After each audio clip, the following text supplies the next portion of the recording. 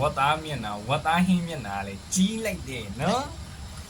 ဝတ်သားဟင်းလေးအိုးလေးခင်းမွေးနေတော့မလီဟင်းအိုးတော့မဖက်ဘူးဘာနော်ဟင်းကစားလို့ရလည်းမဟုတ်ငါသားဝတ်သားဟင်းကအဖေစားမယ်ငါစားလို့မရဘူးဘယ်လိုဖြစ်လဲစားလို့မရမယ်နဲ့ဥစ္စာချောက်ဩဝတ်သားဟင်းမွေးတာအဖေအတွက်အဖေစားမယ်နော်ငါသားစားလို့မရဘူးနော်ကနော်ကစားလို့မရဘူးနော်အေးစားလို့မရဝတ်သားဟင်းစားလို့မရဘူးဝတ်သားဟင်းစားလို့ဆိုတော့အကြည့်စားမလားအဲ့ဆိုလားကြည့်ယူမလားစားမလားလက်ပြီအေးအဲ့ဆိုဖေးကြည့်မလားဖေးကြည့်မအေးဖေးကြည့်စိတ်ကြီးဦးနာအောင်ဖေးဦးဒီဟောဦးနာအောင်ဖေးဝတ်သားဟင်းစားခြင်းလို့လေဝတ်သားဟင်းစားခြင်းလို့လေ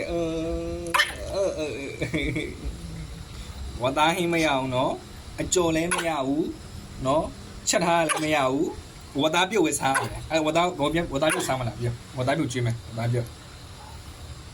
ဟောအေးဝတ်သားပြုတ်စားလို့မရဘူးဝတ်သားပြုတ်ဆိုငါလည်းချိပန်းမယ်ချက်သားပြုတ်ဝဲရမယ်ချက်သားပြုတ်ပေးမယ်အမေချက်သားပြုတ်ပေးလိုက်နော်ချက်သားပြုတ်စားနော်ချက်သားပြုတ်စားအေးလာချစ်ကြည့်ယူမလားအေးလိမ့်ပါနော်ဒီဘက်ယူမယ်ဒီဘက်နဲ့ယူမယ်အေးလိမ့်ပါအေး